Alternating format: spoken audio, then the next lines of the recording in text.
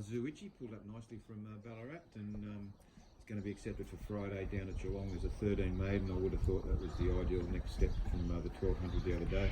Probably does need to get out, but needs to learn to race, and we've been able to keep Froggy on, which is probably what he needs, is that good strong rider, and he'll give him a nice ride and a good strong vigorous ride on Friday. And it'll be interesting to see if he can take his form from the other day into the 1300. He was pretty good through the line late.